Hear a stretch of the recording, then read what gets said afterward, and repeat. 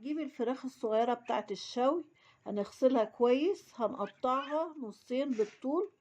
هتجيبي بصلة وطماطماية وفصين توم ونص معلقة كمون ومعلقة سماق ونص فلفل أسمر ومعلقة ملح ومعلقتين زيت ونص معلقة قرفة وبابريكا.